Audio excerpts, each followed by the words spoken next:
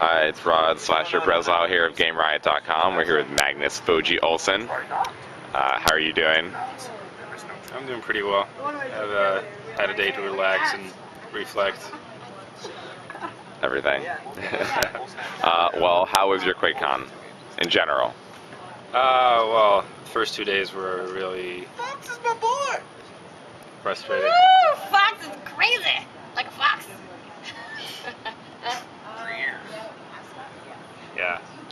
So we had to wait 2 entire days to actually really play anything. But once it got rolling, it was pretty good. I mean, it felt solid and everything worked.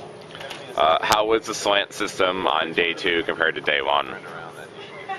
On day 1, I mean, it was the only reason for the delays, but on day 2 it rolled on pretty nicely. I think the slant really worked kind of well because it was a 4-game tournament with a lot of coin flips having to be made.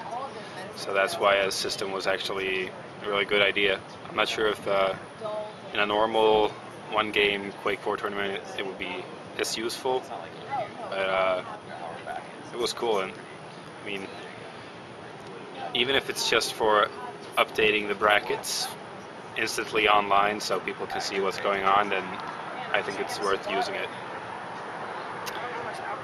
Going into your game versus Kovac, how was it to play one of the best U.S. Quake World players?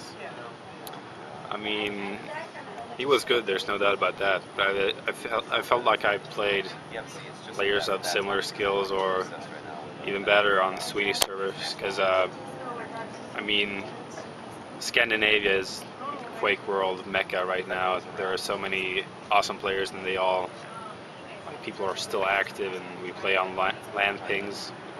So, I mean, I had definitely played as good players as him before. Can you go through your game versus Griffin some? Or your Quake 2, your Quake 4 match, your Quake 3 match? Let's see. Oh yeah, I picked Quake 3, and I think he ended up picking CTM, was it? I'm not, Yeah, I think so. remember. I think so. Okay, I don't remember anything about the Quake 3 game. Quake 4, we played Frantic, and I mean, I felt, just after a couple minutes, I felt like, okay, this is, I'm gonna take this one. So I think I kind of relaxed a little bit, and he ended up taking frag after frag, and until it ended up being pretty close. So I think I played a bit too defensively. I should have just kept rolling. Puri mentioned that he really hated playing DM4 throughout this tournament, and he'd much rather play Airwalk. Yeah. Do you think that if you played Puri on Airwalk that he might have beaten you? No, not really. I mean, I probably focused the most on Quake World out of any game, and I felt really comfortable on both the maps. And I mean, I played him before the event, and I did not have any troubles on Airwalk. Going into your grand final game versus Toxic, what was going through your head? And what kind of mentality did you have? It was pretty brutal because they randomized all the maps and the deciding 5th game, if it came to that. They randomized that before we even started, so I knew that he got his favorite game twice in the final. So I was actually pretty angry about that already, but I knew that my best chance was to sweep the 3 first games, and I mean, I was confident I was going to win in Quake 1 and Quake 2. On DM6, I spawned pillars.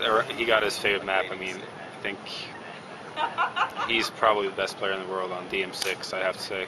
He consistently beat Cooler on that map way back when Toxic didn't even think about strategy. Did you drop this?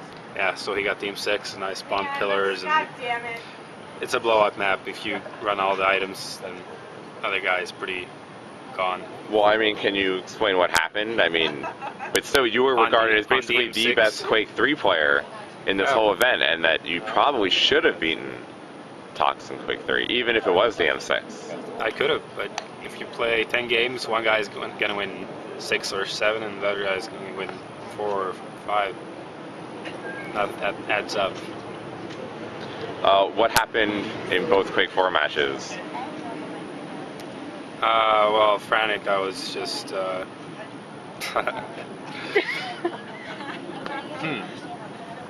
on Frantic, I was. Frantic, I was seeing boobs. Yeah. I was trying to cleavage. I mean. Sorry. I got down a couple of frags pretty early on Frantic. No.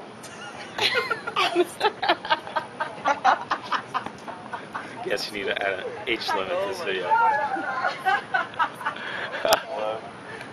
Okay, so you're cutting that away, right? Well, Wow, negative. anyway, continue. Yeah, it's fucking serious. Yeah. Serious. I don't remember that much what happened on Frantic, but I ended up having to chase him, and that's not very easy. What about Monsoon? I don't remember much about Monsoon anyway. Yes. I don't know. What did happen?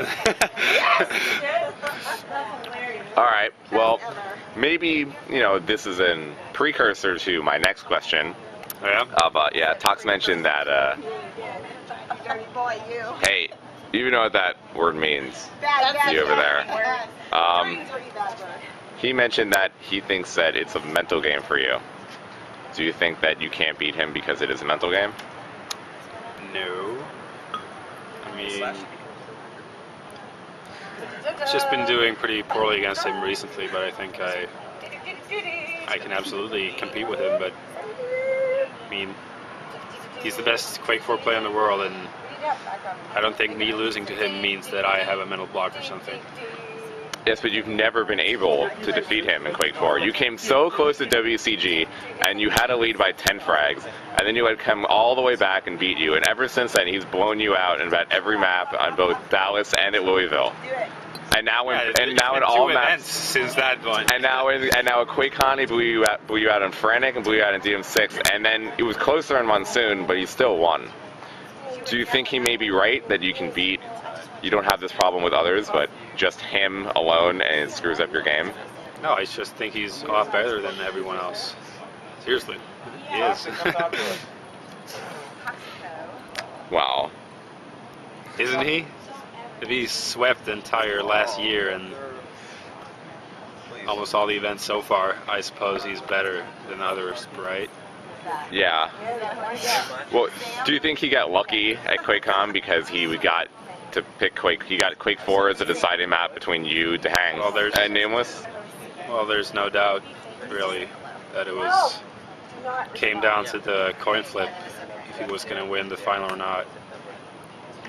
I think I would have had a better chance on CTN than he would have in Quake 3. So, in my mind, it was like if I got Quake 1, Quake 2, or CTN, I had it, and if you got Quake 4, I was in for an uphill battle. And somehow, the powers of the universe felt that Toxic needed 20k more. Well, now that QuakeCon is over, what is in store for you next? Gonna go to Toronto next. WSVG. Yeah, so we're gonna keep playing Quake 4 again. But I'm looking forward to it. I've never been to Canada, so it's gonna be cool. Do you think that you will be able to beat Toxic if you play him in Quake 4?